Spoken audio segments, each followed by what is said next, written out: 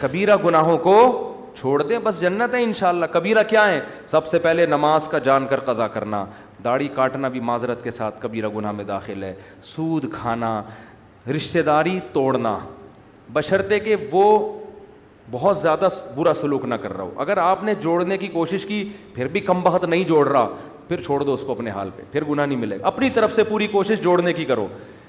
ماں باپ کو ستانا، کبھی کبھار اونچ نیچ ہو جاتی ہے، بار بار ہو رہی ہے، پھر یہ ٹھیک نہیں ہے۔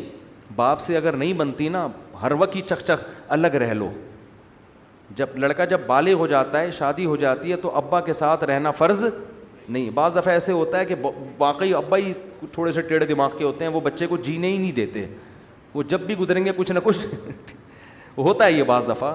تو بجائے باپ سے بدتمیزی، اونچی آواز سے بات، اس کی حق تلفی، پتلی گلی سے نکل لو، شادی کر کے الگ رہو، ابا سے خیریت پوچھتے رہا کرو، لڑو نہیں، اونچی آواز سے باپ کے سامنے بات مت کرو۔ کبیرہ گناہ ہے، قتل کرنا کبیرہ گناہ، شراب پینا بولو کبیرہ گناہ۔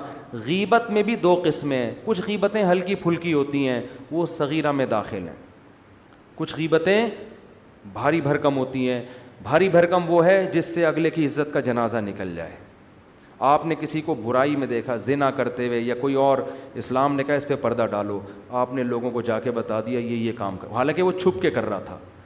اب وہ توبہ کر لے گا، اللہ معاف کرے گا، لیکن پبلک معاف، زندگی بھر کے لیے اس کی عزت ختم۔ شوہر کوئی زنا کرتا ہے، برائی، لوگ بیوی کو جا کے بتا دیتے ہیں، بھائی چھپ کے ایک آدمی نے کام کیا ہے، پردہ ڈالو، اس کو الگ سے سمجھا دو لے جا کے، کیوں اس کے راز کو فاش کر رہے ہو؟ اب بیوی کو جب بتا دیا، ہو سکتا ہے شوہر بعد میں تبلیغ میں وقت لگائے، کچھ بھی کرے، توبہ کرے، اللہ معاف کرے گا، لیکن عورت کے دل میں جو بال آ گیا، جو اس کا گھر تباہ ہوگا، برباد ہوگا، یہ اب اس کی تلافی کبھی بھی بولو نہیں ہو۔ پردہ ڈالنے کا، عورت کے جرم پہ بھی، مرد کے جرم پر بھی پردہ ڈالنے کا حکم ہے، ہائی لائٹ کرنے کی اجازت نہیں ہے۔ بڑا تلاش کر رہے ہوتے ہیں کہیں سے کوئی عیب ملے تو بتائیں دنیا کو جا کے۔ اور کیا ہے کبیرہ گناہ ہے؟ رمضان کا ایک روزہ بھی جان کر قضا کر دیا تو یہ صغیرہ گناہ۔ سارا سال روزے نہ رکھیں، نہ 10 محرم کا رکھیں، نہ عرفہ کا رکھیں، وہ سب نفلی روزے ہیں۔ رمضان کا ایک بھی چھوڑنے کی، نہ مزدور کو چھوڑنے کی اجازت، نہ ٹیچر کو، نہ اسٹوڈنٹ کو، نہ اس کو جس کا کل پرچہ ہے، پیپر ہے۔ یہ کبیرہ گناہ ہے بھائی، یہ تو اللہ کی طرف سے اجازت نہیں ہے، نہیں چھوڑ سکتے آپ۔ اور توڑ دیا تو 60 روزوں کا کفارہ بھی ہے۔ رمضان کا روزہ اگر توڑ دیا نا بیماری کے بغیر تو 60 روزے لگاتار رکھنے پڑیں گے، پھر اللہ گناہ کو معاف کرے گا۔ تو یہ بھی زکوٰۃ نہ دینا بھی کیا ہے؟